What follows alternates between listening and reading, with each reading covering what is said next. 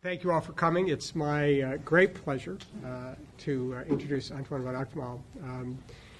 There are lots of people who are thoughtful and interesting observers of events in the world, but there are very few people who are entitled to be genuinely considered to be visionaries, and Antoine is genuinely entitled to be considered a visionary. The phrase emerging markets or emerging economy is something that we use routinely as a part of conventional wisdom, as a framework of thinking about the way in which states and their economies are integrating into a global economy. But there was a time in which we didn't talk about emerging economies, and it was an insight of Antoine's to understand this dynamic and to understand how globalization and some of the deep structural forces in our economy would transform the ability of countries which were then very, very poor, very, very underdeveloped, with enormous political, social challenges, both as national economies and also as individual participants in the global economy, to actually have a big impact. Now, as I say, we take it all for granted. We've got BRICS, we've got all the stuff, we've got MSCI indexes of emerging markets and the like, but it really is remarkable that one individual could have had such an impact in shaping how we see this. And as a writer and a thinker and a participant in the global financial markets, he has been really quite a remarkable figure, both in the global public sector at the IFC, the bank, and then in his own efforts with the emerging markets management. He really is a very, very special figure. And he's also somebody, in addition to his own intellectual abilities, he is somebody who's given a lot in terms of public service. I got to know Antoine from his service on the board of the Brookings Institution, where I was, as many of you know, before. But in many ways, he's a very active participant in the global discussions about how not only can people make money out of emerging markets, but also how do we deal with some of the challenges of global governance and making sure that this is a system that doesn't work just for a few, but for the many, and that it's a system that is stable, predictable, and will lead to a long-term success of globalization. Because at the end of the day, we all lose if it fails. The book, obviously, is a very exciting one. It does look at this question about how these companies coming out of what used to be called the developing world are now being able to be successful and have an impact. It has, as the marketers like to point out, a contrarian view to some extent from the conventional wisdom, which is that it's more than just capitalizing on cheap labor, but really has to do with the role of entrepreneurship and insight about these markets and about how value is created. And so, as I say, we're very fortunate to have Antoine here. He's going to talk a little bit about his thesis and the way he sees the world. But also, I hope in the question and answer we can engage him on the broader questions of the issues of global governance and how the global institutions are dealing with some of the challenges of creating a stable framework for both these economies to emerge and for individuals and the strains of globalization to be accommodated as these new actors come onto the global stage. So I don't want to take up any more of your time. He's got an MBA from NYU, an MA from Yale, and a BA from the Netherlands School of Economics. He's a well-known figure on many international scenes, and as I say, we're very privileged to have him here today. So, Antoine? Well, thank you very much. In general, I always love to be at schools, universities. I used to teach. I still love it. But I've some reasons to be especially pleased to be here today. First of all, because I'm a great admirer of your dean, who has a very distinguished record in public service, from the Congress to the White House to Brookings and other places. And to be invited was a great honor. Second, I came to this country in 1968. That was when Lyndon B. Johnson was president. We just actually visited the library, which I had been once before. And I found it actually very moving to walk through there. This was part of for at least the students here, this is history. For me, this was part of my life. I came to this country in what could have been called an annus horribilis, as Queen Elizabeth said about a year some time ago in Great Britain. I came in an annus horribilis in the United States, 1968. It was an awful year. And it was a year that I think was very important in a bad way in the LBJ presidency. And it was so interesting to see walking through this library and draw the parallels. Here was a president who was immensely popular, and a foreign war destroyed that popularity. Something is not new in the world. Here we saw a situation where the United States went out to fight a foreign war on the basis of a theory that I think turned out to be a misconception, which was the domino theory. We should ask ourselves today, is why we're going out now perhaps based on a wrong theory? Wrong theories have profound consequences. Wrong theories can lead you in very wrong directions. That's why I think studies like the school you have here, why you should feel proud to be in a school like here, it can be so enormously influenced. I went to Yale to do Russian East European studies. That was the equivalent at the time of what you're doing here. Third reason and by the way, a little reminder of that, and something that is perhaps noteworthy. Vietnam, that we thought about at the time, today, this last year, was the most successful stock market in the world. Who would have ever thought that? And at the time, I remember the profound pessimism, not too dissimilar of what we feel here today, about the country, about the world. And the United States went on to become the world's largest superpower. So before you jump to conclusions on the world of the United States, it might be good to remember things like that. Anyway, third reason why I'm pleased to hear is that at least for the students here, this is your century that I would like to talk about. Now, you could ask, why did I call my book The Emerging Market Century? I have been traveling around. As my wife would say, she always claims that we have not been married for 30 years, but only 15 years, because the other 15 years I was, basically living in a hotel room. And I've been traveling around the world all that period, and I've seen things happen. What I've seen, and this is what I want to talk about today, and why I call this book The Emerging Market Century. What I've seen is a profound shift in the global economy and in global power. A shift that has been underway for quite a while, but that in a way is just beginning.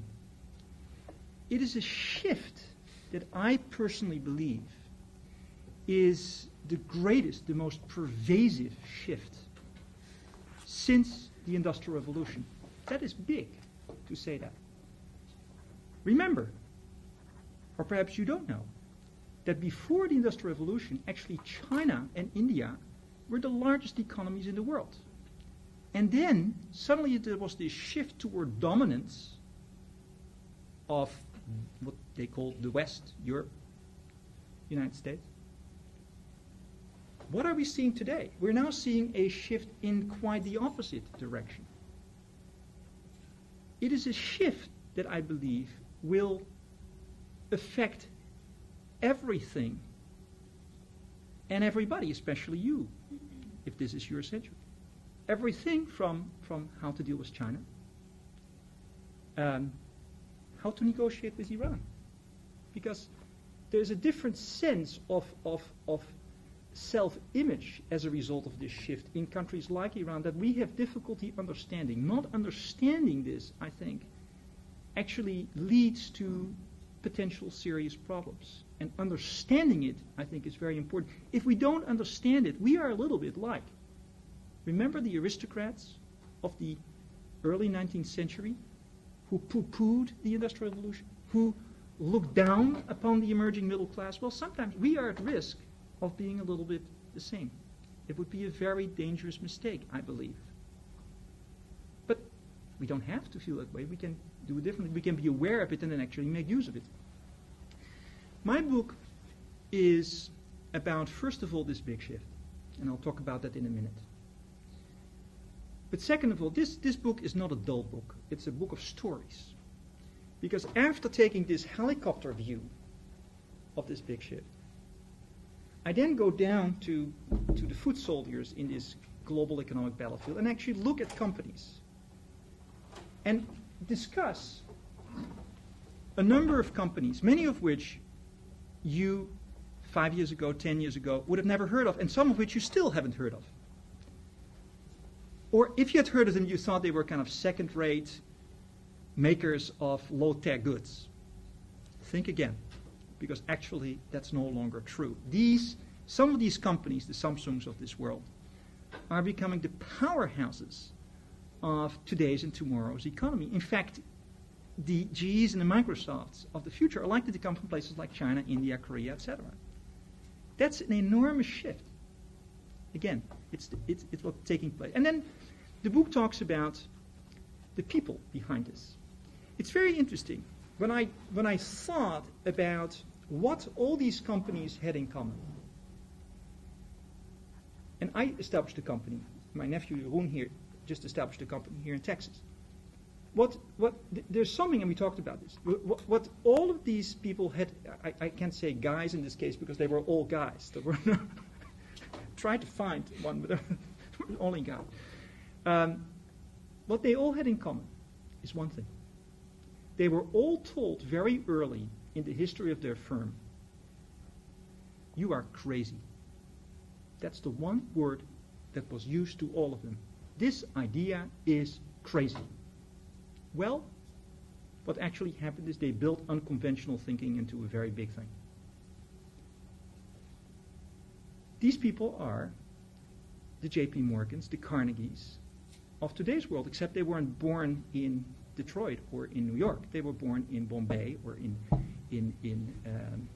Seoul or in Shanghai or in Sao Paulo. Now, let's take a look first at this momentous shift, because before understanding it, and I believe that we all hear about outsourcing, we hear about the rise of China and India, and I think we sometimes think that we understand it. I think we understand it the way in the scriptures it's spoken by, I think, St. Paul, who says, we see it as in a mirror that is not quite clear. I mean, we understand it, but we don't quite grasp how pervasive I believe this shift is. Think back. In 1981, as Jim said, I created this word, emerging markets. Why? Because it was known as the third world. And again, people said to me, the idea of investing the money of widows and orphans in emerging markets is certified crazy. Well, if you hadn't done it the last 4 years, you wouldn't have made 37% per year in the last 4 years. You would have also not gone through some crisis 10 years ago, I should say. But it is certainly possible. And in fact, if you don't do it today, I think you are crazy. That's the shift. 1981 to today. Then, 1988, when we started our firm, we started with $20 million. Today it's $20 billion. To just give you the idea of the dimensions of this, how this has grown. But when we started it, and again, think of the changes. At that time, not even 20 years ago, Russia was behind the Iron Curtain. China had just come out of the Cultural Revolution. India was a socialist country. Brazil was a mess. Now fast forward to today. What are we seeing today? Now, of course, we have gone through crisis. There have been big problems in emerging markets, etc. But now look at today. Today, where are the budget deficits? Where are the current account deficits? Who has the money? 75% of the world's reserves, $1 trillion by China alone, are held in emerging markets. In fact, go to the website of the Federal Reserve Board. It's the Chinese who determine our interest rates, at least if you want to get a mortgage rate. I mean, this is not crazy. This is the reality of today's world. In other words, we are moving in a way that we don't quite understand and want to understand, from being dominant to greater and greater dependence.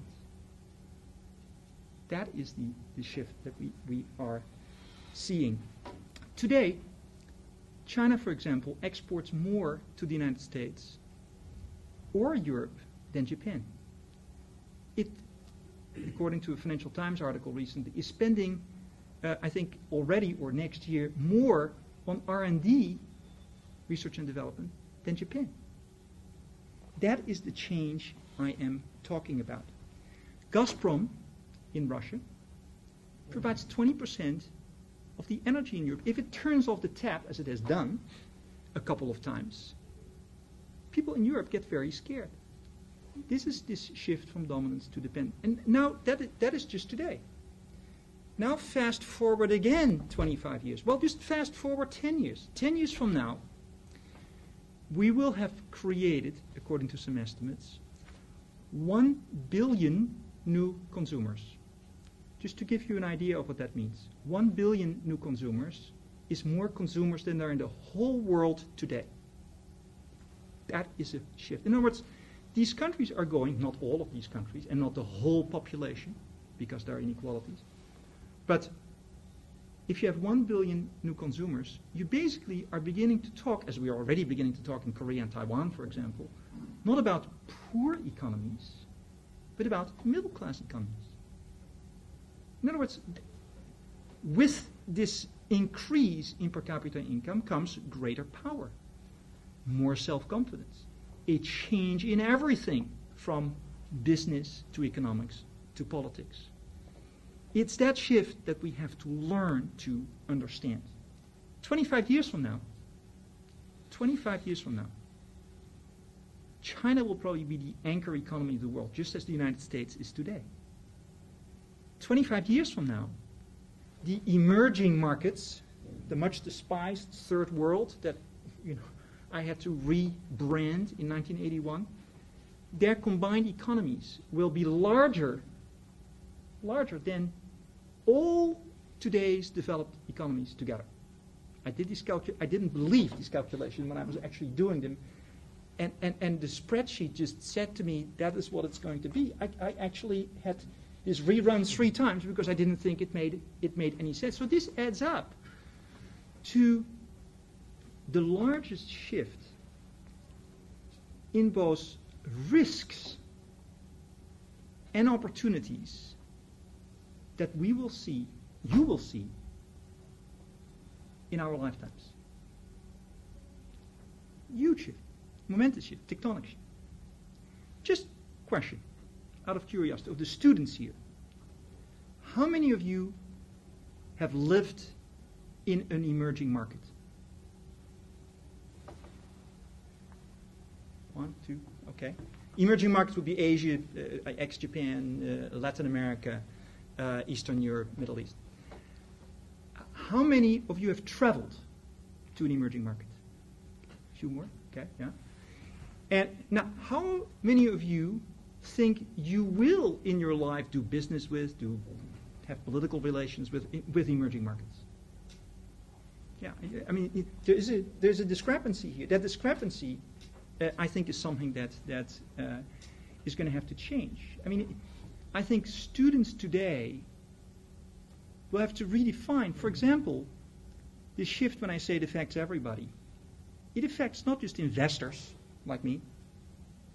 It affects consumers. This is what keeps the prices in Walmart cheap. It also, by the way, invests job seekers. I mean, Hyundai has a big factory now in Alabama. Samsung has huge factories here. TSMC has huge factories here. These are just 3 of the companies in my book. So they are employers. A company like CVRD, a mining company in Latin America, but just by the way took over one of the big mining companies in Canada, is a company that has an actual foreign policy. They have people who do foreign policy. And actually they hire some of these people in the United States because they feel that the training here for that is better. I mentioned this to you as a potential for jobs both here and abroad. It will be, I think, normal for MBA students to literally, just as my son did in Iraq, embed in a family, not with the military, but in a family to learn. And Colgate, by the way, P&G already does this. They have young managers go to China and live as a Chinese family for a year so they know how they brush their teeth and what they use to shine their shoes, and they actually learn from that. That's how the world is changing. So, in discussing with this, let me also try to slay some myth and some misconceptions. First one is that we still believe that we in the West, Europe, Japan, will always be dominant. Don't think so. Don't think so, if that's what's coming down the pipe. So we may want to do away with that myth. Let me now talk about this, I think, truly, and we're now going down from the helicopter view straight down to the battlefield. And let me now talk about these companies, some of these companies. And just, I'm not going through all the 25 cases. For that, you have to read the book. But let me just talk about some of these companies and how they have changed. Let me start with a company called Samsung. Come join us. You're just in time for the second part. First is Samsung Electronics. Most of you have heard of Samsung. They make these nifty cell phones. You see their signs at the airport, etc. So most people know that they're now the number 3 handset producers in the world. Now the question is, did you know that if you use a little flash card, you have a 50% chance, 50% chance it's made by Samsung, or your hard disk in your computer, that you have a 30% chance that it's made by Samsung? Did you know that they are the number 5 in the world in terms of patents? There's only 2 American companies that are ahead of them, no European companies that are ahead of them. That their research and development budget is larger than that of Intel's, that their brand name is now better known than Sony's, that in fact these big TVs that you see are usually made by Samsung. They're the number 1 in the world on that. And their profits, by the way, are larger than those of Dell or Nokia or Sony or Philips in my own country where I was born. That's the size of companies we're talking about. Now, not every company is like a Samsung, but this is a company that 10 years ago was really a second-rate company that was making cheap TVs. In 1938, they started actually by collaborating with the Japanese and exporting fruits and fish to the Japanese. That's the transformation these companies have gone to. Take another company, Cemex, that you may have heard of, living here in Texas. What made Cemex big? Very interesting story. Texas made Cemex big. Cemex was a big Mexican cement company that became bigger and bigger inside their own country. But they decided that's not enough. They tried to export here. People here got very upset, Southdown, etc., got very upset and said, let's get a big, they gave some money to campaigns, and I won't go into the details of that, but soon enough there was a large dumping charge. So what happened? Did that stop Cemex? By the way, the United States was importing 1 out of 10 tons of cement, 10% at the time. No. What they did is they bought companies in Venezuela and the Caribbean. Then they went to Spain. They loved Lorenzo Zambrano, with whom I had an interview, told me with a glee in his eye how they went to Spain 500 years after Spain conquered Mexico and went back and conquered these 2 Mexican companies. Everyone was saying, you can't do it, it's impossible, you'll make a mess of it. The stock price tanked. It's now one of the best cement companies. They changed it around, one of the best companies in Spain. Not only that, they are now a global cement company, number 3 in the world, number 2 in the UK, and number 1 in the United States. By the way, they bought the company, Southdown, that brought the suit against them at the time. This is how this is an example of how you can shoot yourself in the foot through a protective reaction. And there are many other examples like that. You find them in electronics, because Samsung became big because of a suit, an anti-dumping suit we put on in the United States against the Japanese. And they kind of went straight through the little opening that was there. So it didn't help our electronics industry, but it made Samsung. And there are plenty of examples in steel, etc. of this. Protectionism on the whole has not worked very well, and I'll come back to that. Take another example. Did you recently see Steve Jobs hold up the iPhone. Guess who makes the iPhone? Company in emerging markets called Honhai. Taiwanese companies, huge factories in China. Terry Gao, who runs Honhai, when he first heard of the iPod, he knew. But when he first heard of Dell with their new distribution model, he went to Dell and said, I would like to make your computers. This is a good idea. And sure enough, he did. Then when Steve Jobs started to do the iPod, he said, this is a new form of industrial development. This is new design. I only want to work for the most difficult clients. That is his slogan. And he went there, got the job. Now he is going to make the iPhone. Hundreds of thousands of employees in China doing this. But that's the sense of mentality that you have with people like that. But it doesn't have to be, and by the way, of the 25 companies I discuss in my book, they're not all Asian. 14 are Asian.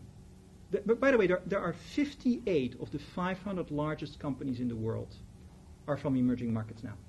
1 out of 9. And of that, I took only 6 in my book. Altogether 25, and not necessarily the largest, but I was looking for the best. 14 in Asia, 10 in Latin America, 1 in South Africa. So they are from all over the world. And they're in all kinds of fields. For example, a company you probably have heard of because it actually started its first operations here in Texas, called Televisa. Televisa makes Mexican soap operas. It's actually a Cuban model. They started them in cigar factories, basically, this idea in Cuba. But they made these very big first in Mexico, then in Latin America, then among the Hispanic population in the United States. They nearly took over Univision. That didn't work.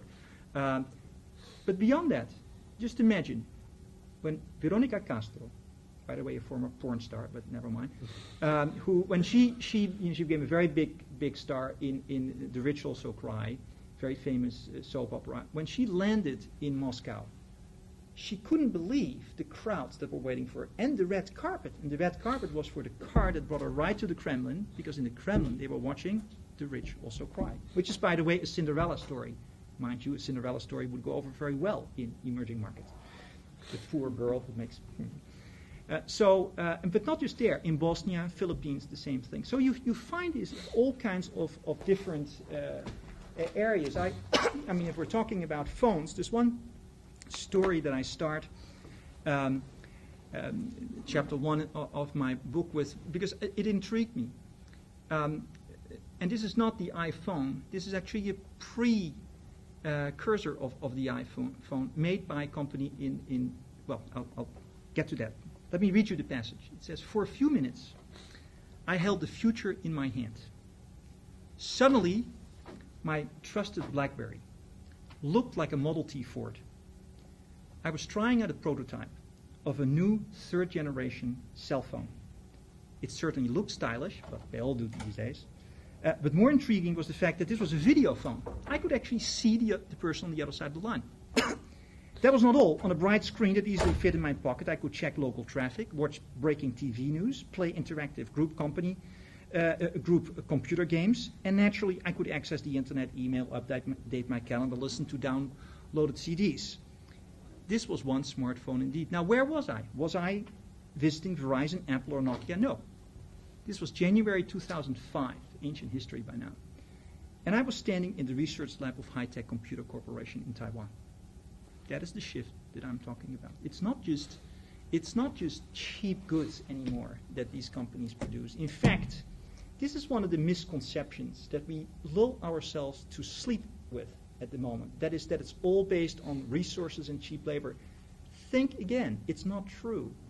These companies really rose to the top because they were faster, they were smarter, they were more creative. They thought in an unusual way. That is what made them successful. If they were just relied on cheap labor, there would be 100,000 other companies that could do the same thing. They had to do something better than that, and in fact they did. In fact, they're often not imitators anymore. They used to be. just as companies here in Holland or everywhere were. And by the way, intellectual property right and violations of it is nothing new. In my own country where I was born, in the Netherlands, basically Philips got the Dutch government to suspend intellectual property right for 10 years and then stole the GE invention. So, I mean, and we have done the same thing with trains and all kinds of stuff here too. So there's nothing new in there. But besides that, actually, they have come up with very interesting new ideas. When President Bush last year, and again this year, in the State of the Union address, talked about biofuels, where did he get this idea? He actually got this idea at a luncheon with President Lula of Brazil. Because in Brazil, they're not talking about energy independence, they are energy independent.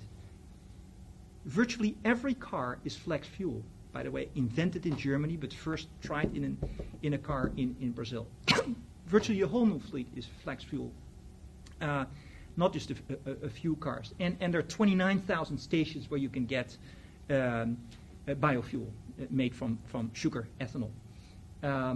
And so they are way ahead. Another company in South Africa, Sasol, we tried for years and years to create synfuels. Didn't succeed. Sasol in South Africa is now making, not just in South Africa, but also in the Gulf, in Qatar, making oil out of gas or oil. Now, there's some energy problem, there's some environmental problems with that they're trying to solve, but they are in fact succeeding in doing that, which nobody was able to do. And this is a 1929 invention. But nobody else somehow was able to make a go of it. And when I asked them about it, they said, you know, it's like going to a good restaurant. And the cook, you know, has a book that tells you how to do the recipe. Try it and see if it tastes the same. It doesn't, in most cases. They learned the process technology. They developed this kind of mentality to not just imitate, but actually initiate, come up with creative new ideas. And there are many examples of that in the book. In the case of various companies, they literally created whole new industries. A company like TSMC in Taiwan again, and Morris Chang, that I had breakfast with some time ago in Taiwan, and Jim knows him. A wonderful man, told me the story how he started this company. Basically, he was lured away from Texas Instruments here, brought back to Taiwan because they wanted to do more than just making cheap TVs. They wanted to go deeper down on the electronics chain. They knew that they had to go further, and they lured him away with the idea that he would become, you know, head of a big research institute. Then they said, well, take a look at this factory. We're trying something like semiconductors, you know, these pancakes that they make semiconductors out of, and wafers, they're called. And so he said, well, no, you shouldn't do it this way, you should do it this way. They said, well, just try this a little bit. And so soon enough, this was an idea created by a government bureaucrat. Became the biggest fab in the world. When Gordon Moore was asked what he thought of it, he said, this is a bum idea. Gordon Moore is no slouch. Moore's law, Moore's law. So here you see, you know, plenty of examples of companies that didn't make it because of cheap labor, and companies that didn't imitate but went way beyond that. Now, let me now go to the final, and I think for a school like this, really important myth.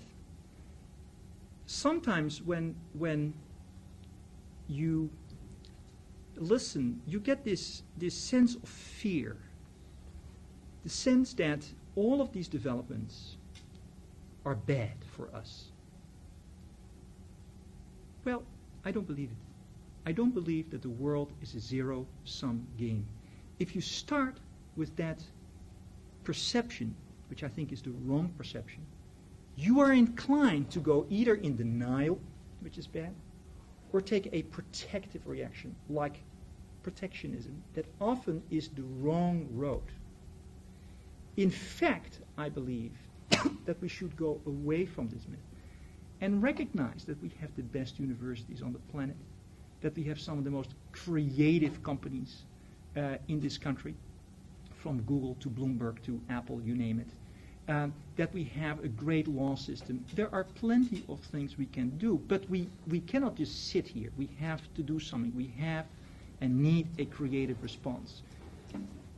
Remember, the Russians were winning once. And one reaction was to have a little shelter in your garden. All these ones are now underwater. That was the protective reaction. The other reaction was Kennedy's call for putting a man on the moon. And that gave the United States 30 years of technological superiority. This is the kind of reaction we need again. Not exactly in that form, but basically a call for what looked at the time like certified crazy ideas. For example, a call for just finding the successor to the internal combustion engine. If we are not going to do it, someone else is going to do it. We need and I'll end with that, a national competitiveness campaign that has a number of different elements, from tackling legacy issues to sprucing up our infrastructure.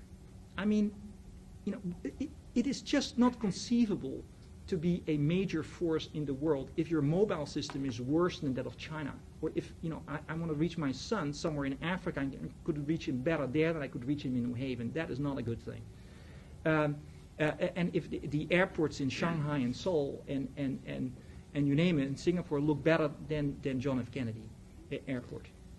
That is what we need to spruce up our infrastructure. We need to create idea zones in various states, as they have done in other countries. We have not to be afraid of public and private partnerships. And I think we need not just, as many people have said, to stimulate basic research. We actually need kind of a Bell lab for the 21st century. And of course, we have to do away with our current account and budget deficits slowly. That is, I think, the agenda that will keep the United States in the first league, although it won't be as dominant as it has been before. Now, if you're still worried, think back 500 years. Remember, that was another time of religious war, of pessimism, of doom. It was also a time that closed minds were opened up. It was a time that people went out to discover. That time was the Renaissance. And I think if we think creatively, we can have an age like that again. Thank you.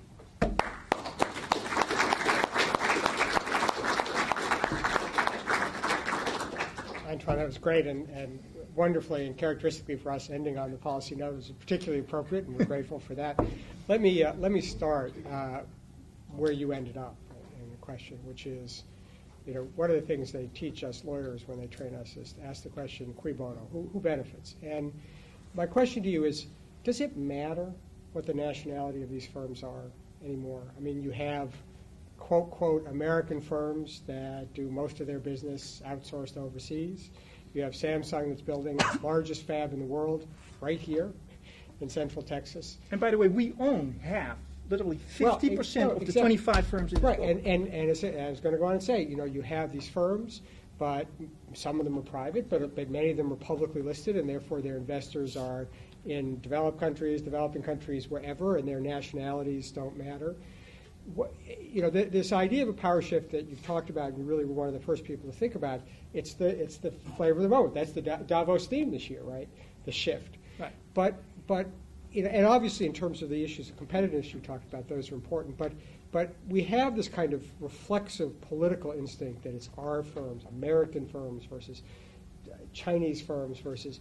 But does the nationality really have any significance anymore in terms of thinking about strategies and policy? Toyota, is now the #1 automobile company in the United States. How should we think, and how should we care? Why should we care about the nationality of the so-called nationality of the firm? Well, first of all, as you said, whether we like it or not, this shift, and I wrote about this shift 2 years ago. I didn't know it was going to be at the World Economic Forum. Well, that's why they did it, because they knew that. But you're right. It is becoming a big theme, and it should be a big theme. First of all, as Jim said, GE now exports 15% to emerging markets. In 4 years, they want to make it 30%. In fact, if you look at virtually every multinational in the United States and Europe, and you look at where their growth comes from, it all, 80, 90% in many cases, comes from emerging markets. Similarly, the other way around. So, they had a question, does it matter? And it does and it doesn't. It doesn't in the sense that these firms truly are no longer national firms. They truly are multinational firms. At CEMEX, at the board meetings, they don't speak Spanish, they speak English, because most people in the board don't speak Spanish. In fact, that's true for many other organizations. On the other hand, does it matter if a Samsung is ultimately located in Korea or a hire in China?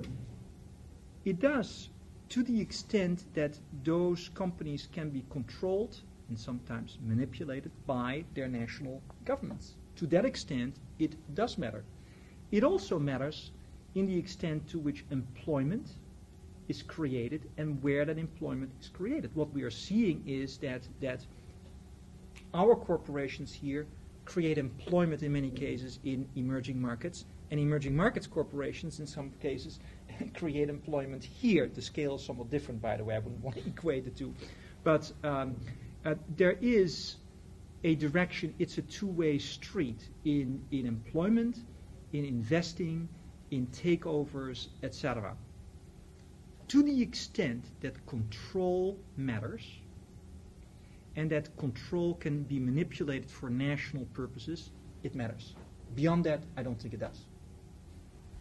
Should I make a comment on that? I'm an engineer, and having been in the Taiwanese and Korean facilities, one of the observations I made was that the actual design engineering of most of these products is now being done by Samsung, LG, and a myriad of companies in Taipei, or in the Taipei region, such that one thing I realize as an engineer is that the person doing the design work, whoever's doing the design work, is gaining the technology. The person who's specifying the technology is not gaining the knowledge. And my observation is that the major portion of the electronic products in the consumer market now are being designed over there, not over here. So that means that in time, we lose our engineering edge that we once had. Yeah, we lose it in terms of the numbers of graduates, although not in the quality of the graduates yet. And we lose it exactly in what you say, in the process technology moving over there, not in a small way, but in a major way. But it goes way beyond that. As I mentioned the statistics on Samsung and on China. China has a formal goal, I think you can confirm it, to have, in 10 years, 2 of the top universities in the world.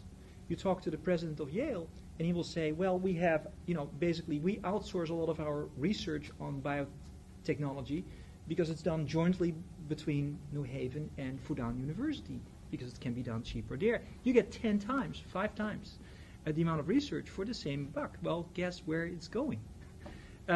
Now, the key will be, and that's why I emphasized the issue of basic research, that's why I emphasized the need for creativity, and what I didn't mention is the importance, I believe, in university for emphasizing a fusion between technology and design. You said you're an engineer. If I were a university president, I would put my drama school next to my engineering school and have them have a joint cafeteria. Because that's, I think that's very important. I mean, I was told a story that in Cambridge, a lot of the inventions ultimately came from the tea hour, where these various, 180 IQ types, would be sitting down for tea, and the interaction would spark. that's the kind of thing, getting out of our silos, that I think we need in order to succeed and compete. One other comment. In visiting on the Samsung campus, was the first time I've had a feeling, and I can't really describe the feeling, but of knowing it, of being like the Bell Labs campus. That's the first place that I have been in many years that had, and I can't describe the feeling, but it's a feeling of knowing something is going on Right. here, and it's going on at a big time. Well, I can assure you, but I'm not an engineer, so I can probably not duplicate that feeling quite as well. But you know, I had that feeling walking through the lab of HTC, where they have 1,100 research engineers making little phones in just one little company, tiny little company. I've had that feeling in Hyundai. I mean, a story about Hyundai, for example. And Hyundai was the joke of the Jay Leno show 10 years ago. It's now well, they set, crazy idea. They set as a goal, during the Asian crisis, a goal set by the chairman, who later went to jail, by the way, but he still set that goal. And he set the goal to basically have a quality that was better than Toyota. Well, today, if you read the J.D. Power survey, their quality is better than Toyota. It's better than Toyota or GM or Volkswagen or Mercedes. Only Lexus and Porsche are ahead of them at this point. There are 3 in total. So that's quite incredible. And how did they do it? They did it because of a story like this. I asked, I had these interminable phone calls, which are very boring, with groups of engineers who talked to each other, and I said, why did this all happen? And I said, give me an example. Finally, they came up with this example.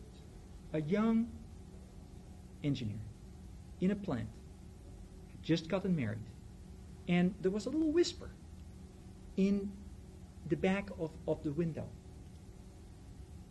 And he said, okay, I'll fix it. He stayed in that factory, just gotten married, for 6 months. Fixed it. Went home, got 2 days of vacation. That's the kind of dedication. That's the kind of perseverance. That's the kind of eye for quality that they became successful with. The chairman of Samsung has this slogan. He said, you have to change everything except your wife and your children. Or he says things like, product defects are like cancers. It's the equivalent of it's perhaps a wrong analogy, but the wording is like the war on terror. It's a war. And one of the interesting thing in my own experience as an investor is why was I able to build a firm from 20 million to $20 billion? There's only one word for it, one reason for it. That word is prejudice. We're back to Jane Austen. It's a story of pride and prejudice. People just didn't believe that these little engines could do it. They didn't believe in countries. They didn't believe in the companies. So if you believed in it, you could buy them cheap. That's the only simple reason. The other part is pride. So much for efficient market theory. I don't believe in efficient market theory. I debunked efficient market theory. I don't believe in efficient market theory at all. Markets are not efficient. Markets need Prozac, basically. Otherwise, they can't. The market's not efficient at all. So that's what you have, and the pride is palpable when they want to win. They really want to win. And if we're going to succeed, we better want to win. Otherwise, it's not going to be so easy. So I hope that answered the question. Yeah. Oh, sorry. Hi, I'm a senior e-commerce strategist for the USA Global Investors Fund here at San Antonio, an MBA student here at UT. And what I'm seeing in the emerging markets is that a lot of these companies have preferred to do business-to-business partnership with companies here, just like Apple and their suppliers from Taiwan. And my question is, do you see that trend breaking anytime soon? Because all they're lacking is basically the marketing footprint here. I mean, they are making everything else besides the logo and the case in Apple, Right. in iPhone example, for example. So, do you see that breaking? Do you see them actually dropping the business-to-business side and going it alone? Here? Right, right. Well, let me give you an example. Let me describe a recent day I had. And it gives you both examples. I get up, and I like to take a jog. So I go take a jog on my Nike shoes, made by Yu Yin in China. Make 1 out of 6, by the way, a Taiwanese company operating in China, making 1 out of 6 athletic shoes in the world. They also make your boat shoes, by the way. I then place a call on my Samsung handset. Talked about that earlier. I go to my computer, answer email on my, what was IBM laptop, now it's Lenovo ThinkPad, number 3 notebook producer in the world. Make a change to my reservation through a call center owned by Infosys, which has campuses as nice as Microsoft in India, or a subsidiary of it. And then I was in Montreal, go aboard of a plane, swanky, nice regional jet made by Embraer in Brazil, and relax with a Corona beer made in Mexico, and listen to my iPod made by Honhai. Now that's it, welcome to the emerging market century. Now there you have the examples. Some of the examples are companies that indeed are still hiding behind a screen of anonymity and use the major brand names here. But there are also ones like Samsung that are not using anyone's other's brand, or Lenovo that is buying a brand and is doing it on its own. But beyond that, the markets, and this is still this kind of pride or prejudice, perception that we have, that what is important is to succeed here. Hyundai has factories in Alabama. It also has factories in India and in China. Those two markets are much more important markets long term for them. So they don't only have a strategy that has their own brand, so they don't hide, but also a strategy where they have exports to these emerging markets. An emerging market strategy. Similarly for a generics producer in India that sells a lot of generics to Russia and to Brazil. I was in Taiwan recently, a company not in the book, Asus Tech, and because I was worried about the U.S. economy, I said, what are you seeing happening to your orders? He said, well, they didn't even talk about the U.S. They talked about the orders from Russia. I said, but Russia can't tell me that that's important. He says, yes, that's important. It's much more important to us than the U.S. That's the change that you're seeing. So they are no longer hiding. They're no longer relying on brands of others, but doing it themselves. And they're no longer relying on the markets here even, but are broadening, because half of their markets and the growing markets will soon be elsewhere. That is the change. I'm an entrepreneur, and I frequently have software projects and web design work outsourced to India, and particularly programmers in Eastern Europe. One of the things that I've noticed over the last couple of years is the prices on projects, bids have been steadily rising. Yeah. And India, I consider expensive now to have work done. Right. And I was just wondering, do you see basically these emerging markets almost slowing as they start, as you see them becoming more expensive and almost hurting their own growth because it's not as advantageous to get work done there as it would be in the United States? Yeah, the short answer is yes.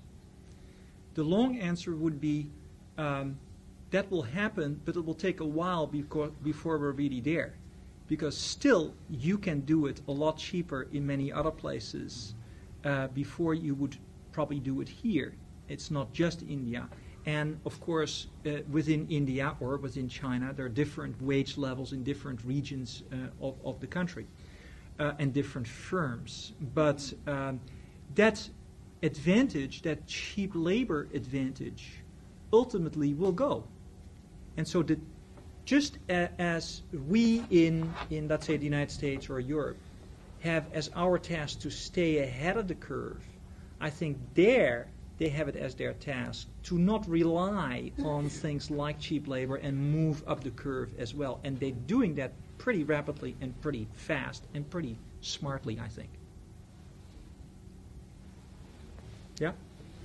Yeah, I completely agree on the aspect of protectionism and its damage to the country's purpose. Where are you from? I'm originally from China. So Not surprised you agree.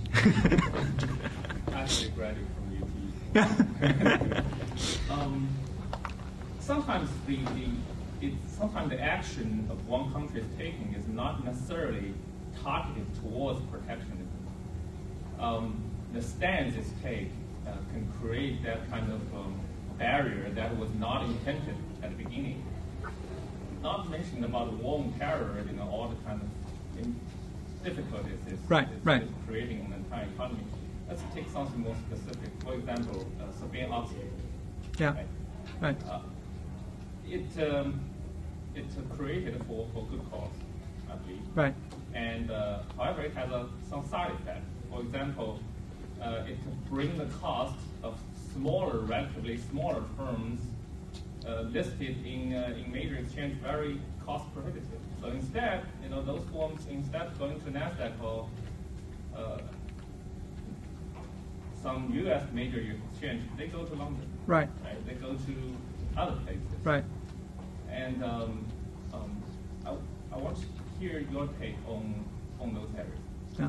Well, did we shoot ourselves in the foot with Sarbanes-Oxley? I think to some extent, yes, because it was probably a little excessive. If we hadn't had Sarbanes-Oxley, would they have to invent something like Sarbanes-Oxley? Absolutely, because there was a lot of things that were wrong with governance here. And by the way, I am a believer that increasing the hurdle rate is not a bad thing. It's a good thing. It makes people work a little harder, and that actually translates in the long run into a competitive advantage. Does it matter that Chinese company X or Indian company Y gets listed here or in London or in Singapore? Frankly, following up on what you said earlier, it really doesn't matter all that much. Maybe there are a few American individual investors that won't buy the firm, but they're not important in the big scheme of things anyway. People like ourselves buy it anywhere. So it is not all that important. I think that Sarbanes-Oxley having international accounting, just as you can say Sarbanes-Oxley was an unintended wall, you could also say that having things traded internationally actually really took up the level of accounting and business and management standards in many of these companies, which I think was, for everybody involved, a good thing. Last time I checked, I picked China. It's a big country. It's a lot of firms going overseas. Last time I checked, it's only had less than 20 firms, accounting firms, that actually can do that. Yeah, no, it's true.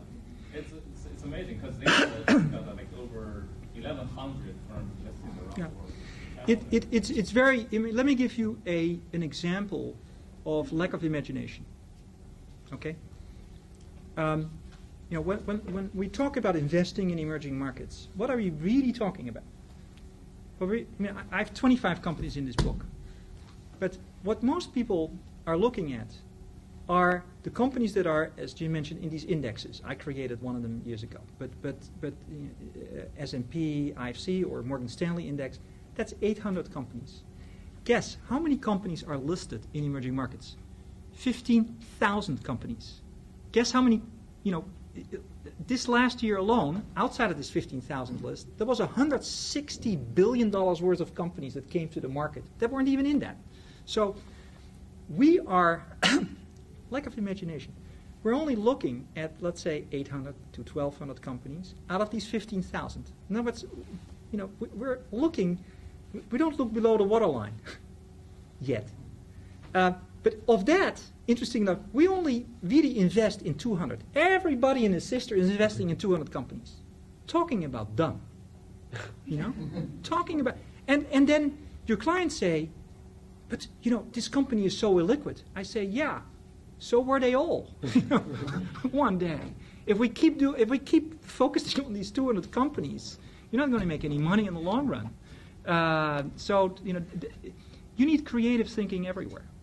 I want to ask you about making money on this. You made an observation before about the 37% last couple of years, but then there were some troubles in the 90s. My question for you is the intersection between the microeconomics and the macroeconomics here, which is, you know, how successful, I mean, is there a change now such that you could have a macroeconomic crisis in one of these countries? And one can imagine it in China, for example. I mean, it's not hard. Their macro finances are pretty pathetic. And yet have these companies survive now because of the changed market, or are they all going to sink because of pride and prejudice? And if you had another emerging markets crisis, loss of confidence, Right. you know, Asia financial crisis, how would that affect this sort of phenomenon that you've described? Well, let me start with saying that when you have had 4 years of an average return of 37%, if you look at the chapter on investing in this book, I say you get in during crisis and you get out when it's in fashion.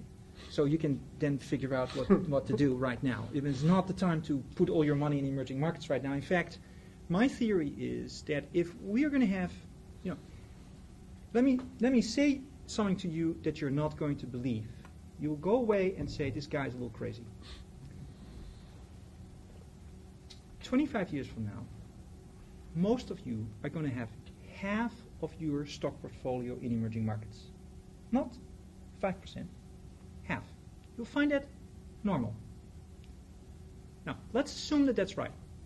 And let's assume that you're at let's say, 10% now. You have to increase that percentage, keep your eyes closed, increase it by about 1% or more per year. The answer is don't rush in, average in. Just average in, don't do it this year, wait this year, and then average in over the next 25 years. If you have nothing in emerging markets, then put your 1% in here, it doesn't matter. But gradually do this. So that's answer number one. You don't rush in at a time like today. Now the chances of crises. I believe that we haven't fully realized how the risks and opportunities have shifted. Not investing in emerging markets now is just, I think, crazy. But more importantly, macroeconomically, these countries are so much stronger. Korea, I remember Korea being bailed out by the IMF. It has now 3 times the reserves of the IMF. That's Korea, little Korea. In terms of reserves and all of the macroeconomic indicators. Now, does that mean that we can't have a crisis? Of course we can have a crisis. If I would make my list of the risks, I actually would say the biggest risk is not at the micro, not at the macro level. It's above that level. It's at the cosmo level, I really and truly believe, and actually had a big speech to my clients about that, is that the single biggest thing that can take emerging markets off the track, including China, including India, is the environment. I mean, if that doesn't get fixed, we're all in deep trouble, including emerging markets. I mean, China is already nearly as big a polluter as the United States. Emerging markets are now 50% of the global pollution. There is waste, there is water, there are all kinds of problems.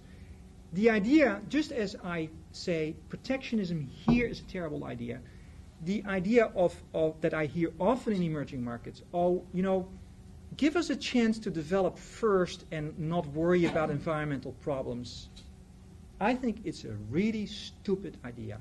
I wouldn't say it in those words when I'm there, but let me put it in plain talk here. I think it's a really stupid idea because it's like protectionism. It's shooting yourself in the foot. It needs to be fixed. Otherwise, it's bad for everybody. And I actually believe that I see signs of this actually now beginning to change. The core movie has done some good things on that, but it's way beyond that. I mean, there are lots of examples that you can give on that. So that is the single most important risk. The second most important risk is we're all dependent on China now. You know, it's like the old story about the United States, but now it's China. I mean, 25% of the world's commodities. Basically, if China suddenly starts to import copper or iron ore, Brazil goes down to 2, halfway around the world. And so what happens there is very important. There is always a risk. There is even a slowdown could be quite serious to the world. So that I would say is risk number 2. But the kinds of crises that we saw in the 90s, I don't think will repeat themselves because they were based on problems that no longer exist.